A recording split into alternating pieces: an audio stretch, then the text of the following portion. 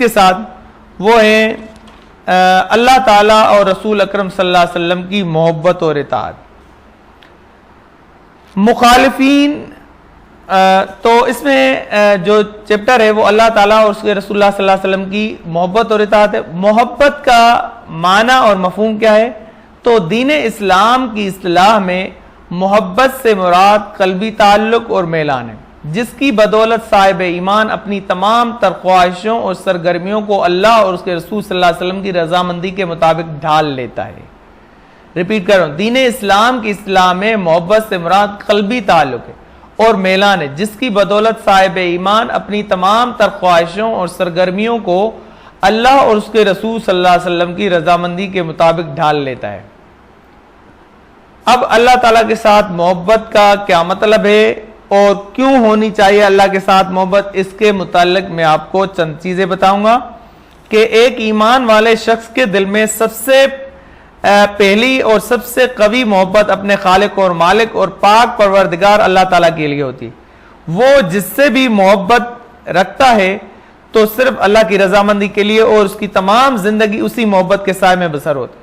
تمام انسانوں پر سب سے پہلے حق اللہ تعالیٰ کا ہے کہ سب سے بڑھ کر اسی سے محبت رکھی جائے، لیکن ہر دور میں جن و انس کی غالب اکثریت نے اللہ تعالیٰ کے اس حق کو نہ پہچانا.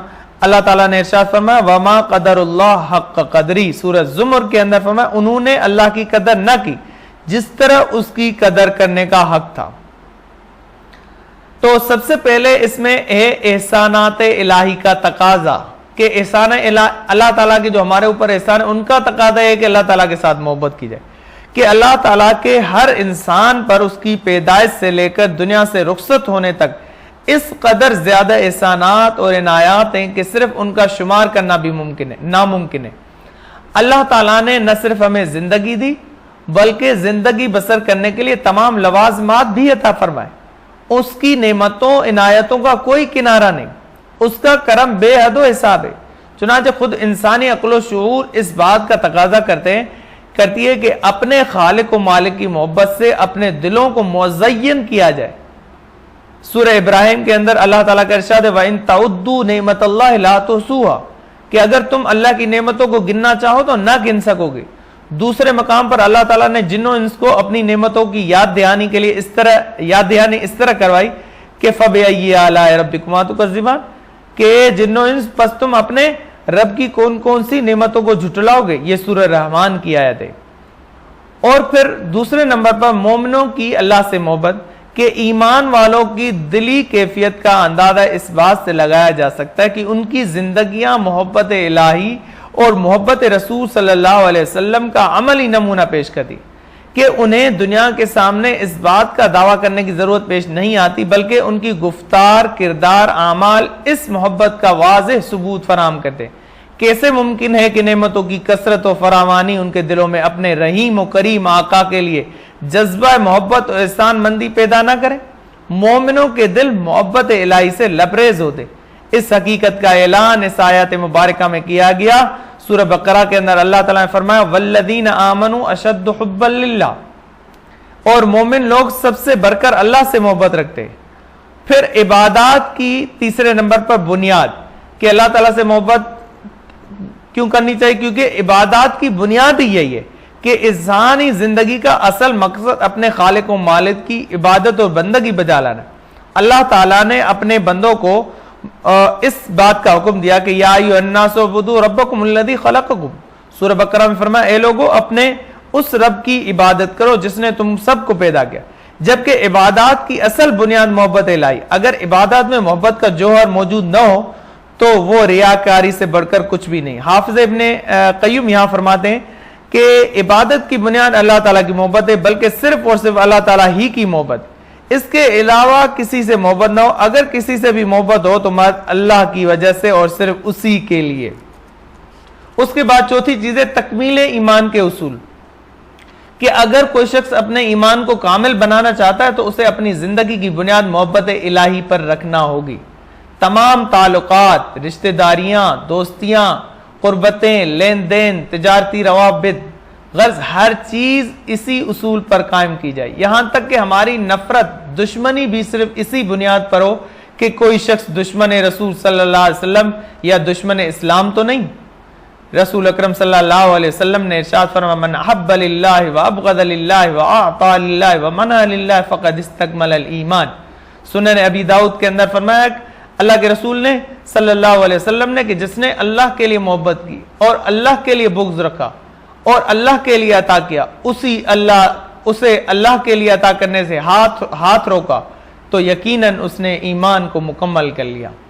اس کے بعد رسول اللہ صلی اللہ علیہ وسلم کے ساتھ محبت کا کیا مطلب ہے اور اسے کیوں ہونی چاہیے؟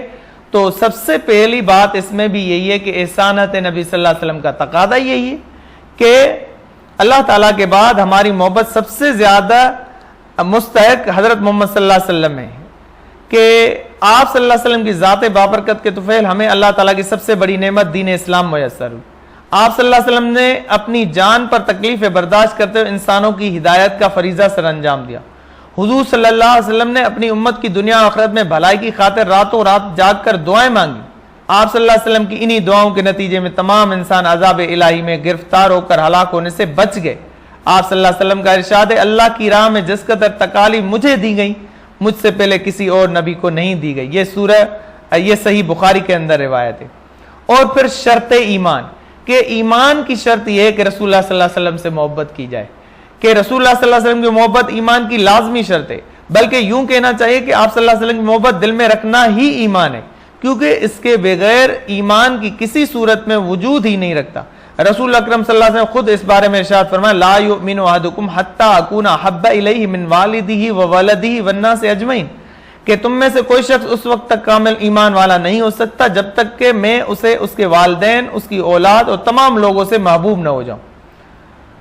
محبت رسول صلی اللہ علیہ وسلم کی عملی صورت بھی فراہم کر دی گئی کہ رسول اللہ صلی اللہ علیہ وسلم فرمایا لا یؤمن احدکم حتی یکون ہواہ تبعا لما جئت بہ کہ تم میں سے کوئی شخص کامل مومن نہیں ہو سکتا یہاں تک کہ اس کی دلی خواہشات میری لائی ہوئی تعلیم کے مطابق نہ ہو جائیں.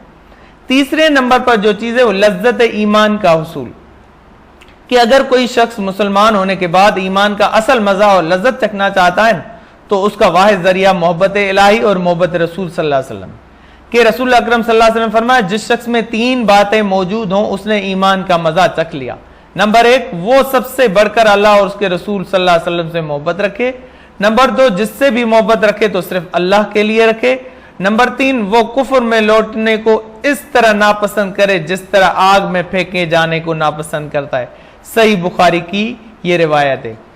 اس کے بعد اطاعت رسول کی اہمیت کہ محبت الہی کی لازم شرط اصل تقاضا رسول اللہ صلی اللہ علیہ وسلم کی کامل اور غیر مشروط اطاعت ہے. خود اللہ تعالیٰ نے اس بات کا حکم دیا تمہاری محبت کا راز تب کھلے گا جب تم جملہ معاملات زندگی میں رسول اللہ صلی اللہ علیہ وسلم کی پیروی کرو گے. ارشاد فرمایا قل ان کنتم تحبون اللہ فاتبعونی یحببکم اللہ ویغفر لکم ذنوبکم. سورہ آل عمران میں فرما دیجئے اگر تم اللہ تعالیٰ سے محبت رکھتے ہو تو میری پیروی کرو اور اگر اللہ تعالیٰ سے محبت اور تمہارے گناہ معاف فرما دے گا. یوں ہر مسلمان شخص کے لیے لازم ہے کہ اپنی زندگیاں کہ چھوٹے چھوٹے اور بڑے بڑے سے معاملات میں رسول اللہ صلی اللہ علیہ وسلم کی فراہم کردہ تعلیمات کو اپنائے اور اسی صورت میں دعوی محبت وفا ہوگا. پچھلی امت کے لیے بھی کامیابی کا معیار مقرر کیا گیا تھا وما ارسلناک من رسول الا لیطاع باذنی کہ ہم نے جو بھی رسول پہلے بھیجے وہ اللہ تعالیٰ کے تحت اس کی پیروی کی جائے. یعنی جو پہلے بھیجے ان کو بھی یہی حکم دیا کہ وہ اسی طرح جو ہے پیروی کریں اپنے رسول کی. اور اطاعت رسول سے روگردانی کا کیا حکم ہوتا ہے کہ وہ انتہائی خوفناک ہوتا ہے جس کا اندازہ اس حدیث سے لگایا جا سکتا ہے کہ میرا ہر امتی جنت میں جائے گا سوائے اس کے جو انکار کرے. تو آج کا میرا یہ لیکچر یہاں ختم ہوتا ہے. انشاءاللہ نیکسٹ لیکچر میں آپ کے ساتھ ہوں گے. تو ان تمام چیزوں کو آپ یاد کریں نوٹ کریں. اللہ حافظ. اللہ تعالیٰ آپ سب کا حامی و ناصر. آمین.